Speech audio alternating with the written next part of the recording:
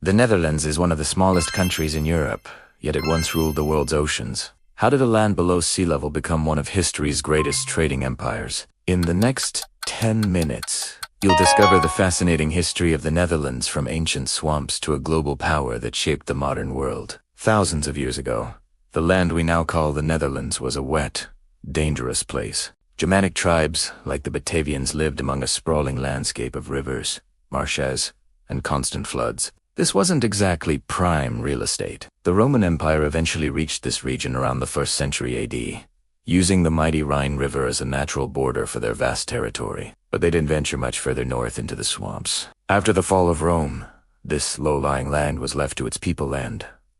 The relentless sea. This set the stage for a battle that would define the Dutch character for centuries to come. The question wasn't just how to survive, but how to build a nation where nature itself seemed determined to wash it away. For centuries, the Dutch fought their greatest and most persistent enemy, water. Living in a land that was largely below sea level meant that survival was a daily struggle against the tides. So they began to innovate. They built mounds of earth, called turpin, to keep their homes and farms dry. As their ambitions grew, so did their engineering. They constructed massive earthen walls called dikes to hold back the sea. They dug intricate networks of canals to manage the water flow. And most iconically, they harnessed the power of the wind with windmills, not just for grinding grain, but to pump water out of reclaimed land, known as pol. These constant, shared battle-shaped Dutch culture profoundly, fostering a spirit of discipline, cooperation, and relentless innovation. They understood that to thrive, they had to work together. Without controlling the water, there simply would be no Netherlands. By the Middle Ages, all that hard work began to pay off spectacularly. Cities like Amsterdam, Utrecht, and Rotterdam started to grow from small settlements into bustling urban centers. Having mastered the water at home, the Dutch took to the seas. They became expert traders, shipbuilders, and merchants. Their strategic location, nestled between major European powers like England, France, and the German states, made them a natural crossroads for commerce. Goods, money, ideas, and cultures from across the continent and beyond flowed through the busy Dutch ports. This wasn't just about moving cargo. It was the beginning of an economic revolution that would soon catapult them onto the world stage. In the 16th century, the Netherlands was part of the vast Spanish Empire, ruled by the powerful King Philip II. But Spanish rule became increasingly oppressive. The Dutch people, who valued their autonomy and growing Protestant faith, were burdened with heavy taxes and faced brutal religious persecution. Tensions simmered and finally boiled over. In 1568, the Dutch revolt began a desperate and daring bid for freedom led by figures like William of Orange. This wasn't a short, decisive conflict. It was an 80-year-long struggle for survival and independence. After decades of devastating warfare against all odds, the Dutch Republic finally gained its independence in 1648 with the Peace of Westphalia. This was the birth of a new nation, free, fiercely independent, ambitious, and poised for greatness. The 17th century that followed was nothing short of extraordinary. It was the Dutch Golden Age.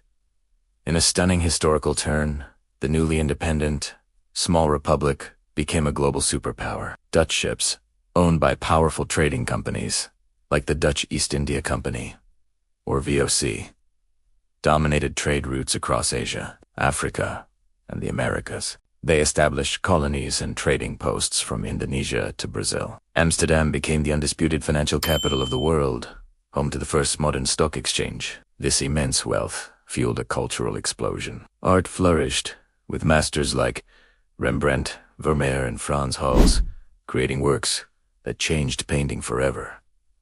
Science and philosophy thrived. For a century, this tiny country, born from a rebellion, ruled global trade and finance. But as history teaches us, power rarely lasts forever. The Dutch Golden Age began to tarnish as the 18th century unfolded. A series of costly wars with rivals, particularly a rising England and a powerful France, drained the Republic's treasury and weakened its naval dominance. Their monopoly on global trade was broken. The internal political unity that had been their strength began to fray. Then came a force that would reshape all of Europe. In the early 1800s, Napoleon Bonaparte's French Empire swept across the continent. The Netherlands was conquered, and its independence was lost once again. For a brief but significant period, the proud republic was absorbed into the French Empire, a humbling end to its era of global supremacy. After Napoleon's final defeat at Waterloo in 1815, the map of Europe was redrawn. The Kingdom of the Netherlands was formed, initially including Belgium and Luxembourg.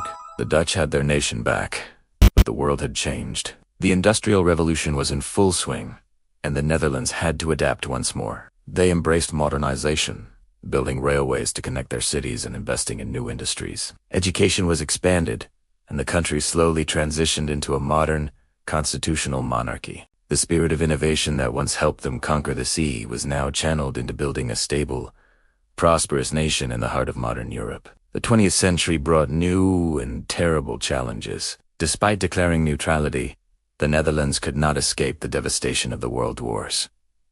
During World War II, the country was invaded and occupied by Nazi Germany in May 1940.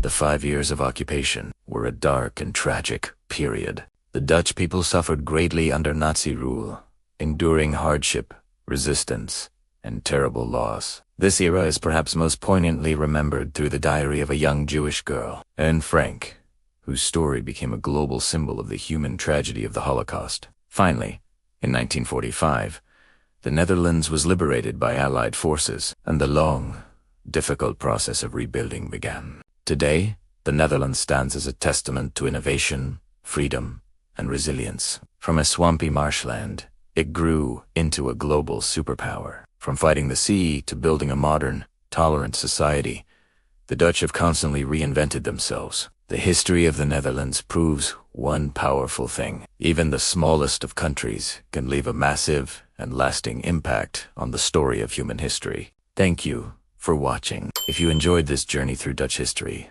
don't forget to like, subscribe, and hit the bell icon for more stories that shaped our world.